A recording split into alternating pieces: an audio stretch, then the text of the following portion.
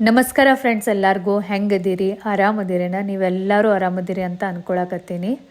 So last 3 ತಿಂಗಳು ಹೇಳಬೇಕಂದ್ರೆ completely ಒಂಥರ ಬ್ರೇಕ್ ಮೇಲೆ ಇದ್ದಂಗನ ಇದ್ವಿ. ಆ ಟೈಮ್ ಒಳಗನ ಅಂದ್ರೆ ಲಾಸ್ಟ್ 3 ತಿಂಗಳ ಒಳಗನ ಇವತ್ತಿನ ವ್ಲಾಗ್ ಏನು ನಾನು ನಿಮ್ಮ ಜೊತೆ ಶೇರ್ ಮಾಡಾಕತ್ತೀನಿ, ಇದನ್ನು ಶೂಟ್ ಮಾಡಿದ್ನಿ. ಯಾಕಂದ್ರೆ ನಿಮ್ಮ ಜೊತೆ ನಮ್ಮ ಮನೆ ಒಳಗೆ ಏನೆಲ್ಲ ನಡೆದೈತಿ ಅದನ್ನು ಶೇರ್ ಮಾಡ್ಕೋತಾ ಇರಬೇಕು, ವ್ಲಾಗ್ ಮಾಡ್ಕೋತಿರ್ಬೇಕು ಅಂತ ಅನಿಸಿತ್ತು. ಹೀಗಾಗಿ ನಾನು ಶೂಟ್ ಮಾಡ್ಕೊಂಡಿದ್ನಿ. ಬಟ್ ಒಂಥರ ಮನಸ್ಸಿಷ್ಟು ಬೇಜಾರಾಗಿತ್ತಲ್ಲ, ಅದು ಆಮೇಲೆ ಏನೋ ಎಡಿಟ್ ಮಾಡಿ ನಿಮ್ಮ ಜೊತೆ ಶೇರ್ ಮಾಡೋಕ್ಕನ ಆಗಲಿಲ್ಲ, ಈ ವಿಡಿಯೋ ಅಪ್ಲೋಡ್ ಮಾಡೋಕ್ಕನ ಆಗಲಿಲ್ಲ. ಆದರೆ ಈಗ ವಾಪಸ್ ಬಂದೀವಿ. ನಿಮಗೂ ಎಲ್ಲ ಒಂದು ಇತ್ತಲ್ಲ 3 ತಿಂಗಳು ಏನು ಮಾಡಾಕತ್ತಿದ್ರಿ, ಏನೆಲ್ಲ ಆಯಿತು ಅಂತ. ಹೀಗಾಗಿ ನಾನು ನಿಮ್ಮ ಜೊತೆ ಶೇರ್ ಮಾಡಾಕತ್ತೀನಿ ಇವತ್ತಿನ ವ್ಲಾಗನ್ನು. ಸೊ ಈ ವ್ಲಾಗ್ ಅಪ್ಪಾಜಿ ತಿರ್ಕೊಂಡ್ಮೇಲೆ 1 ತಿಂಗಳಾದಮೇಲೆ ನಾನು ಶೂಟ್ ಮಾಡಿದ್ನಿ. ಖರೆ ಹೇಳ್ಬೇಕಂದ್ರೆ ಮನೆ ಒಂಥರ ಇಷ್ಟು ಶಾಂತ ಅಂದ್ರೆ ಶಾಂತ ಆಗೈತಲ್ಲ. ನಮ್ಮ ಮನೆ ಒಳಗೆ ಯಾವತ್ತೂ ಮಾತಾಡೋದು, ನಗೋದು, ದಣಿಗಿ ಹೀಗೆಲ್ಲ ನಡೆದಿರ್ತೈತಿ. ಆ್ಯಕ್ಚುಲಿ ಹಂಗೆ ನೋಡಿದ್ರೆ ಅಪ್ಪಾಜಿನೂ ಭಾಳ ಶಾಂತ ಇದ್ರು, ಅವ್ರು ಮಾತಾಡ್ತೇ ಇರಲಿಲ್ಲ.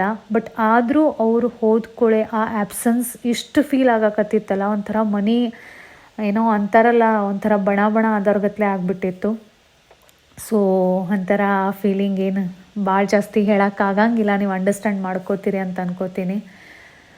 ಸೊ ಈಗ ನಾನು ಬ್ಯಾಕ್ ಪ್ಯಾಕ್ ಮಾಡಾಕತ್ತೀನಿ, ಹುಡುಗರು ಬಟ್ಟೆ ಎಲ್ಲ ಹಾಕ್ಕೊಳಕತ್ತೀನಿ. ಯಾಕಪ್ಪ ಬ್ಯಾಕ್ ಪ್ಯಾಕ್ ಮಾಡ್ಕೊಂಡು ಎಲ್ಲಿ ಹೊಂಟೀವಿ, ಏನು ಕಾರಣ, ಅದನ್ನೆಲ್ಲ ಮುಂದೆ ವ್ಲಾಗ್ ಒಳಗೆ ಹೇಳ್ಕೊತ ಹೋಗ್ತೀನಿ.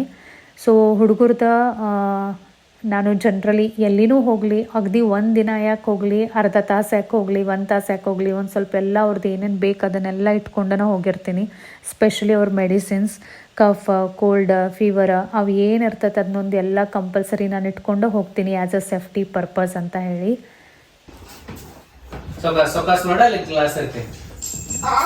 ಸಾವಕಾಶ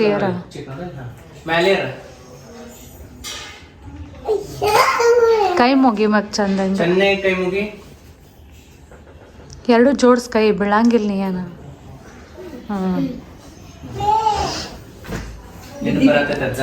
ಚಿಕ್ಕು ಯಾರ? ಚಿಕ್ಕು ಚಿಕ್ಕು ಅಜ್ಜಯ್ ಎಲ್ಲಿ? ಚಿಕ್ಕು ಅಜ್ಜಯ್ ಎಲ್ಲಿ? ಅಜ್ಜಯ್ ಎಲ್ಲಿ? ಅಲ್ಲಿ.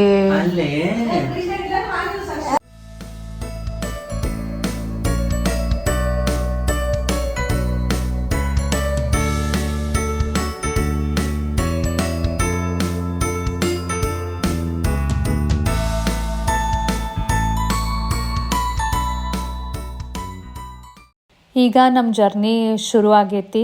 ಕಾರ್ ಒಳಗೆ ನೀವು ನೋಡ್ಬೋದು ಟೋಟಲಿ ಎಲ್ಲ ಫ್ಯಾಮಿಲಿ ಮೆಂಬರ್ಸ್ ನಾವು ಅದೀವಿ. ಸೊ ಎಲ್ಲಪ್ಪ ಹೊಂಟೀವಿ ಅಂದ್ರೆ ಆ್ಯಕ್ಚುಲಿ ನಮ್ಮ ಸೈಡ್ ಹಿಂಗೆ ಪದ್ಧತಿ ಐತಿ. ಇದು ಪದ್ಧತಿ ಎಲ್ಲರಲ್ಲಿ ಐತೋ ಇಲ್ಲೋ ನನಗೆ ಗೊತ್ತಿಲ್ಲ. ನಮ್ಮ ಸೈಡ್ ಹೆಂಗೆ ಮಾಡ್ತಾರಂದ್ರೆ, ಯಾರಾದರೂ ಫ್ಯಾಮಿಲಿ ಮೆಂಬರ್ಸ್ ತೀರ್ಕೊಂಡ್ರಂದ್ರೆ ಆ ತೀರ್ಕೊಂಡಿದ್ದು ಡೇಟ್, ಟೈಮ್, ಪಂಚಾಂಗ, ನಕ್ಷತ್ರ ಎಲ್ಲನೂ ನೋಡ್ತಾರೋ. ಮತ್ತು ಅದ್ರ ಪ್ರಕಾರ ಎಲ್ಲ ಸರಿ ಬಂದಿದ್ರೆ ಓಕೆ, ಏನೂ ಪ್ರಾಬ್ಲಮ್ ಇಲ್ಲ.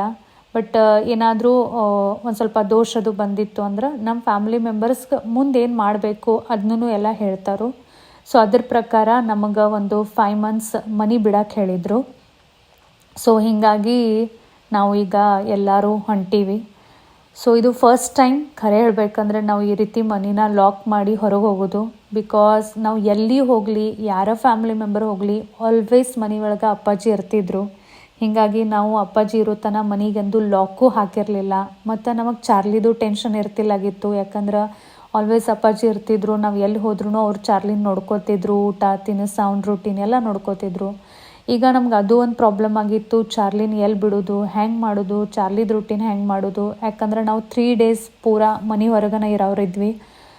ಅದ್ರೊಳಗೆ ಮನೆ ಬಿಡೋದು ಅಂದರೆ ಸ್ಟಾರ್ಟಿಂಗ್ ನಮಗೇನು ಮನೆ ಬಿಡೋದು ಓಕೆ, ಮನೆ ಬಿಟ್ರೆ ಆಯಿತು ಅನ್ನೋರ್ಗತ್ಲೆ ಅನಿಸಿತ್ತು. ಬಟ್ ಮನೆ ಬಿಡೋದು ಎಷ್ಟು ಈಸಿ ಅನ್ನಿಸ್ತೈತಿ ಅಷ್ಟು ಭಾಳ ಡಿಫಿಕಲ್ಟ್ ಐತೆ ಆ್ಯಕ್ಚುಲಿ ಪ್ರಾಕ್ಟಿಕಲಿ ಬಂದಾಗ.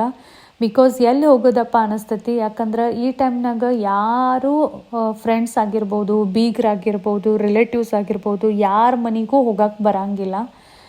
ಎಲ್ಲಾದರೂ ಬೇರೆ ಕಡೆನೇ ಹೋಗಬೇಕಾಗ್ತತಿ. ಅದು ಎಲ್ಲ ಟೋಟಲ್ ಫ್ಯಾಮಿಲಿ ಮೆಂಬರ್ಸ್. ನಾವು ದೊಡ್ಡವ್ರು ಹೆಂಗೂ ಅಡ್ಜಸ್ಟ್ ಆಗ್ಬೋದು. ಬಟ್ ನಮ್ಮ ಜೊತೆ ಸಾನು ಚಿಕ್ಕೂ ಇದ್ದರು. ಕರೆಕ್ಟ್ ಆದ ಟೈಮ್ನಾಗ ಚಿಕ್ಕುಗೂ ಜ್ವರ, ನೆಗಡಿ ಎಲ್ಲ ಬಂದಿತ್ತು. ಅವ್ರದ್ದು ಫುಡ್ ರೂಟೀನ್ ನೋಡ್ಕೋಬೇಕು, ಎನ್ವೈರ್ಮೆಂಟ್ ನೋಡಬೇಕು. ಹೀಗಾಗಿ ಹೆಂಗಪ್ಪ ಎಲ್ಲಿ ಹೋಗೋದು ಅನ್ನೋದೊಂದು ದೊಡ್ಡ ಕನ್ಫ್ಯೂಷನ್ ಆಗಿಬಿಟ್ಟಿತ್ತು. ಮತ್ತೊಂದು ಸ್ವಲ್ಪ ಈ ಪ್ರೊಸೆಸ್ ನಮಗೆ ಡಿಫಿಕಲ್ಟೂ ಅನ್ನಿಸ್ತು. ಬಿಕಾಸ್ ಚಾರ್ಲಿನೂ ಅಡ್ಜಸ್ಟ್ ಮಾಡಬೇಕು, ಸಾನು ಚಿಕ್ಕನ್ನು ಅಡ್ಜಸ್ಟ್ ಮಾಡಬೇಕು. ಫೈನಲಿ ನಾವು ಚಾರ್ಲಿಗೆ ಒಂದು ಚಲೋ ಡೇ ಕೇರ್ ಒಳಗೆ ಬಿಟ್ಟು ಬಂದೀವಿ. ನಾವು ಚಾರ್ಲಿಗೆ ಫಸ್ಟ್ ಟೈಮನೇ ಈ ರೀತಿ ಬಿಟ್ಟು ಬಂದೀವಿ, ಇಲ್ಲಾಂದ್ರೆ ಅವನು ನಾವು ಎಂದೂ ಈ ರೀತಿ ಬಿಟ್ಟಿಲ್ಲ. ಸೊ ಎಲ್ಲಿ ಹೋಗೋದು ಅನ್ಕೋತ ಈ ಟೈಮ್ನಾಗ ಜನ್ರಲಿ ದೇವ್ರ ಗುಡಿಗೆ ಹೋಗಬೇಕು, ಮಠಕ್ಕೆ ಹೋಗಬೇಕು ಅಂತ ಹಿಂಗೆ ಹೇಳಿದರು. ಹೀಗಾಗಿ ನಾವು ಈಗ ಫೈನಲಿ ಬಂದೀವಿ ನಿಡ್ಸುಸಿ ಒಳಗೆ ಒಂದು ಫೇಮಸ್ ಮಠ ಐತಿ. ಸೊ ಅಲ್ಲಿ ಬಂದೀವಿ. ಈಗ ನಾವು ಯಾವ ಮಠಕ್ಕೆ ಬಂದೀವಿ ಅಂದ್ರೆ ನಿಡ್ಸುಸಿ ಊರಾಗ ದುರ್ದುಂಡೇಶ್ವರ ಅವ್ರ ಮಠ ಭಾಳ ಫೇಮಸ್ ಐತಿ. ಸೊ ಅಲ್ಲಿಗನ ಬಂದೀವಿ. ಮತ್ತು ಅದು ನಮಗೆ ನಿಡ್ಸುಸಿ ಹೆಂಗೂ ಸಮೀಪ ಆಗ್ತೈತಿ. ಸೊ ಹಿಂಗಾಗಿ ಫಸ್ಟ್ ಟೈಮ ಮನೆ ಬಿಡಾಕತ್ತೀವಿ, ಎಲ್ಲಾದರೂ ಸಮೀಪನ ಹೋದ್ರಾಯ್ತು ಅನ್ನೋದ್ರೊಳಗನ ನಿಡ್ಸುಸಿ ಮಠದ ಬಗ್ಗೆ ನಮಗೆ ಗೊತ್ತಾಯಿತು. ಹೀಗಾಗಿ ಅಲ್ಲೇನೋ ಹೋದ್ರಾಯ್ತು ಅಂತ ಇಲ್ಲಿ ಬಂದೀವಿ. ನೀವು ಎಂಟ್ರೆನ್ಸ್ ನೋಡ್ಬೋದು. ಎಂಟ್ರೆನ್ಸ್ ನೋಡಿದ್ರೆ ನಮಗೆ ಮಠ ಒಳಗೆ ಸಾಣದೈತೇನೋ ಅಂತ ಅಂದ್ಕೊಂಡಿದ್ವಿ. ಆದರೆ ಒಳಗೆ ಹೋದ್ಕೊಳ್ಳಿ ಇಷ್ಟು ದೊಡ್ಡದು, ಇಷ್ಟು ಪ್ರಶಸ್ತ ಮಠ ಐತಿ. ಅದನ್ನು ನೋಡಿ ಭಾಳ ಅಂದ್ರೆ ಭಾಳ ಚಲೋ ಅನ್ನಿಸ್ತು, ಒಂಥರ ಖುಷಿ ಅನ್ನಿಸ್ತು. ಬಿಕಾಸ್ ಸಣ್ಣಾಗಿರ್ತಾಗಿಂದ ವಿನಯವ್ರದ್ದು ಎಲ್ಲ ಮಠದಾಗ ನಾವು ಓಡಾಡಿ ಬೆಳೆದಾರು. ಹೀಗಾಗಿ ಮಠದ ಜೊತೆ ಒಂದು ಸ್ಪೆಷಲ್ ಅಟ್ಯಾಚ್ಮೆಂಟ್ ಐತಿ. ಸೊ ಹೀಗಾಗಿ ನಿಡ್ಸುಸಿ ಒಳಗೂ ಇಷ್ಟು ದೊಡ್ಡದು ಮಠ ಐತಿ ಅನ್ನೋದು ನಾನಂತರೂ ಫಸ್ಟ್ ಟೈಮನ ನೋಡಿದ್ನಿ. ನಮ್ಮ ಅತ್ತೆ ಅದು ಮೊದಲೆಲ್ಲ ಕೇಳಿದ್ರಂತ ಹೇಳತ್ತಿದ್ರು ಅವರು, ಬಟ್ ನಾ ಬಂದಿದ್ದು ಫಸ್ಟ್ ಟೈಮನ. ಹೀಗಾಗಿ ನನಗಂತರೂ ನೋಡಿ ಭಾಳ ಖುಷಿ ಅನ್ನಿಸ್ತು. ಯಾಕಂದ್ರೆ ಮಠದ ಒಳಗೇನು ಒಂದು ವೈಬ್ಸ್ ಇರ್ತಾವಲ್ಲ, ಒಂದು ಶಾಂತ, ಒಂದು ಮನಸ್ಸಿಗೆ ಒಂಥರ ಏನೋ ನೆಮ್ಮದಿ ಅನ್ನಿಸ್ತೈತಿ, ಭಾಳ ಪೀಸ್ಫುಲ್ ಆಟೋಮ್ಯಾಟಿಕ್ಲಿ ಫೀಲ್ ಆಗಕ್ಕೆ ಸ್ಟಾರ್ಟ್ ಆಗ್ತೈತಿ. ಅಲ್ಲಿ ಹೋಗಿ ಕೂತ್ಕೊಳ್ಳೇನ ನಮ್ಮ ಏನು ತಲೆ ಒಳಗೆ ಬೇರೆ ಬೇರೆ ಬೇರೆ ವಿಚಾರಗಳು ನಡೆದಿರ್ತಾವೆ, ತಾನಾಗೆ ಆಟೋಮ್ಯಾಟಿಕ್ಲಿ ಸ್ಟಾಪ್ ಆಗಿ ಒಂಥರ ಖುಷಿ ಅನ್ಸಕ್ಕೆ ಸ್ಟಾರ್ಟ್ ಆಗ್ತೈತಿ. ಒಂಥರ ಏನೋ ಶಾಂತ ಅನ್ಸಕ್ಕೆ ಸ್ಟಾರ್ಟ್ ಆಗ್ತೈತಿ. ಸೊ ನಮಗೂ ಅಲ್ಲಿ ಹೋಗೋಣ ಹಂಗಾಯಿತು. ಮಠದೊಳಗೆ ಒಂಥರ ಶಾಂತ ಕುಂಡ್ರಾಕ್ ಭಾಳ ಚಲೋ ಅನ್ಸಾಕತ್ತಿತ್ತು. ಮತ್ತು ಮಠ ಇಷ್ಟು ದೊಡ್ಡದಿತ್ತಲ್ಲ, ಬಾಪ್ರೆ ಅತ್ತ ಹಿಂಗೆ ಅನಿಸ್ತು. ಪೂರಾ ಮಠ ಎಲ್ಲ ಅಡ್ಡಾಡಿ ನೋಡಿದ್ವಿ. ಕರೆಕ್ಟ್ ದೇವ್ರ ದರ್ಶನ ತೊಗೊಂಡ್ವಿ. ಮತ್ತು ಕರೆಕ್ಟ್ ಅದೇ ಟೈಮ್ಕನ ನಮ್ಮ ನಶೀಬನ ಅನ್ಬೋದು. ಯಾಕಂದ್ರೆ ಮಠದೊಳಗೂ ಪ್ರಸಾದ ಸಿಗಾಕು ಒಂದು ಭಾಗ್ಯನ ಬೇಕಾಗ್ತೈತಿ. ಕರೆಕ್ಟ್ ಆ ಟೈಮ್ನಾಗ ಪ್ರಸಾದ ನಡೆದಿತ್ತು. ಸೊ ಹೀಗಾಗಿ ನಾವು ಹೋಗಿ ಮಠದೊಳಗೆ ಪ್ರಸಾದನೂ ತೊಗೊಂಡ್ವಿ. ಮಠದೊಳಗಿನ ಪ್ರಸಾದದ ಒಂದು ರುಚಿನ ಬೇರೆ. ನಾವು ಮನೆಯೊಳಗೆ ಎಷ್ಟು ಗುದ್ದಾಡಿ ಎಷ್ಟೋ ಥರ ಐಟಮ್ಸ್ ಹಾಕಿ ಅಡುಗೆ ಮಾಡಿದ್ರು ಆ ರುಚಿ ನಮ್ಮ ಮನೆಯೊಳಗಿನ ಅಡುಗೆಗೆ ಬರಂಗೇ ಇಲ್ಲ. ಆ ಮಠದೊಳಗೆ ಅಷ್ಟು ಒಂಥರ ಪ್ರಸಾದಕ್ಕೆ ಒಂದು ರುಚಿ ಇರ್ತೈತಿ. ಮತ್ತು ಮಠದೊಳಗೆ ಹೋದಾಗ ಹಿಂಗೇನಾದ್ರು ಪ್ರಸಾದದ್ದು ನಡೆದಿತ್ತಂದ್ರೆ ನಾನಂತರೂ ಬಿಡಂಗಿಲ್ಲ. ಬಿಕಾಸ್ ನಂಗೆ ಮಠದೊಳಗಿನ ಪ್ರಸಾದ ಸೇರ್ತೈತಿ. ಹೀಗಾಗಿ ನಾವು ಮಠದೊಳಗೆ ಪ್ರಸಾದ ತೊಗೊಂಡ್ವಿ. ಅದರ ನಂತರ ಎಷ್ಟೊತ್ತು ನಾವು ಮಠದೊಳಗೆ ಭಾಳ ಹೊತ್ತು ಕೂತಿದ್ವಿ. ಯಾಕಂದ್ರೆ ಅಲ್ಲೇ ಕುಂಡಿರ್ಬೇಕು ಅನ್ಸತ್ತಿತ್ತು, ಅಲ್ಲಿಂದ ಎದ್ದು ಹೋಗಬಾರ್ದು ಅನ್ಸಾಕತ್ತಿತ್ತು. ಮತ್ತು ಇಷ್ಟು ಓಪನ್ ಸ್ಪೇಸ್ ಇತ್ತಲ್ಲ, ನಮ್ಮ ಸಾನು ಚೀಕು ಅಂತರೂ ಮನಗಂಡ ಆಟ ಆಡಿದರು. ಯಾಕಂದ್ರೆ ನಮ್ಮ ಚೀಕುಗೆ ಈ ರೀತಿ ಓಪನ್ ಸ್ಪೇಸ್ ಸಿಕ್ತಂದ್ರೆ ಆಯ್ತು, ಅವ ಒಂದು ಸೆಕೆಂಡು ಕುಂದ್ರಂಗಿಲ್ಲ, ಆ ಪರಿ ಆಟ ಆಡ್ತಾನು. ಅದರೊಳಗೆ ಈಗ ಇಬ್ಬರು ಜೋಡಾಗ್ಯಾರು. ಹೀಗಾಗಿ ಇಬ್ಬರದು ಜೋಡಿ ಚಲೋ ಆಟ ಆಡೋಕೆ ಭಾರಿ ಆಗಿಬಿಟ್ಟೈತಿ. ಹೀಗಾಗಿ ಇಬ್ಬರು ಮನಗಂಡ ಆಟ ಆಡ್ರು. ನಾವು ಅವ್ರದ್ದು ಆಟ ಅದು ನೋಡ್ಕೋತ ಶಾಂತ ಕೂತ್ಬಿಟ್ಟಿದ್ವಿ. ಮಠದ ಒಳಗೆ ಭಾಳ ಹೊತ್ತು ಕೂತಿದ್ವಿ. ಭಾಳ ಹೊತ್ತು ಅಂದ್ರೆ ಚಲೋ ನೈಟ್ ಆಗೋ ತನಕ ಕೂತ್ವಿ. ಇನ್ನು ನೈಟ್ ಎಲ್ಲಾದರೂ ಸ್ಟೇ ಮಾಡಬೇಕಲ್ಲ. ಸೊ ಹೀಗಾಗಿ ನಿಡ್ಸುಸಿ ಊರಾಗ ಬಂದ್ವಿ. ಅಲ್ಲೇ ಮಠದ ಅಂತೆಕನ ಒಂದು ಚಲೋ ಹೋಟೆಲು ಸಿಕ್ತು. ಸೊ ನೈಟ್ ಸ್ಟೇ ಮಾಡೋಕೆ ನಾವು ಈಗ ಎಲ್ಲರೂ ಇಲ್ಲಿ ಹೋಟೆಲ್ ಒಳಗೆ ಬಂದೀವಿ. ಭಾಳ ಹೊತ್ತು ಮಾತಾಡ್ಕೋತು ಕೂತಿದ್ವಿ. ಆಮೇಲೆ ಕೆಳಗಲ್ಲೇ ಹೋಟೆಲ್ ಒಳಗೆ ರಾತ್ರಿ ಊಟ ಮಾಡಿದ್ರಾಯ್ತು ಅಂತ ಹೋದಾಗ ಕೋಇನ್ಸಿಡೆಂಟ್ಲಿ ಭಾಳ ಮಂದಿ ಸಬ್ಸ್ಕ್ರೈಬರ್ಸ್ ಭೇಟಿ ಆದರು. ಲಿಟ್ರಲಿ ಆ ಪೂರಾ ಇಡೀ ರೂಮೇನು ನಾವು ಕೂತಿದ್ವಿ ಅಷ್ಟೆಲ್ಲ ಜನ ಸಬ್ಸ್ಕ್ರೈಬರ್ಸನ ಇದ್ದರು.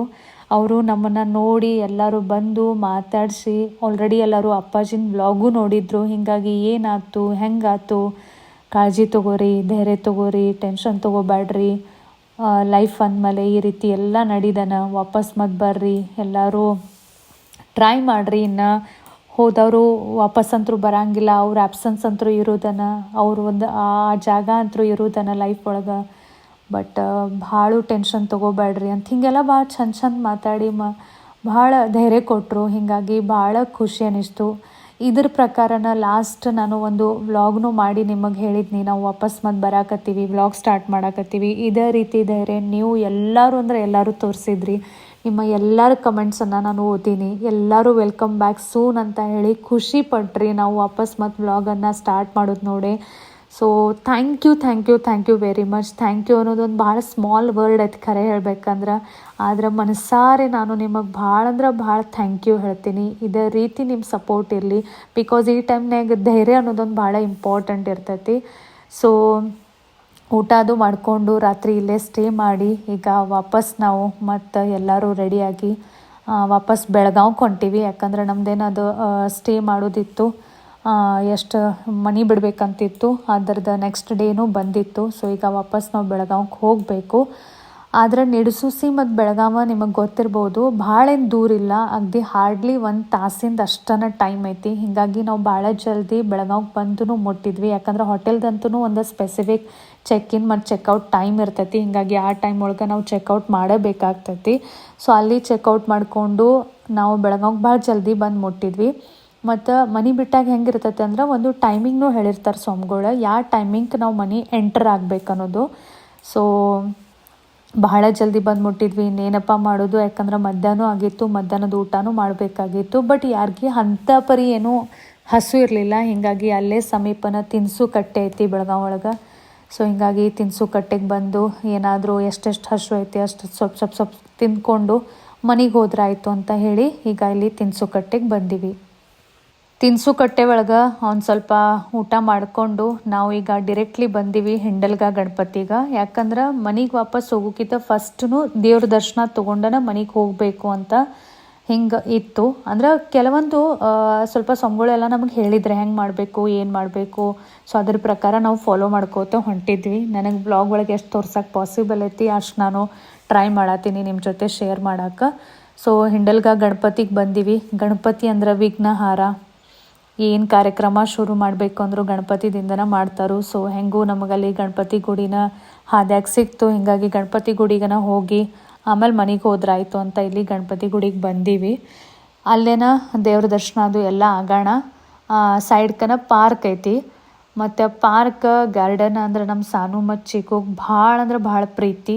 ಅವರು ಗಾರ್ಡನ್ ನೋಡಿದ್ರು, ಪಾರ್ಕ್ ನೋಡಿದ್ರು ಅಂದ್ರೆ ಒಟ್ಟು ಬಿಡಂಗಿಲ್ಲ.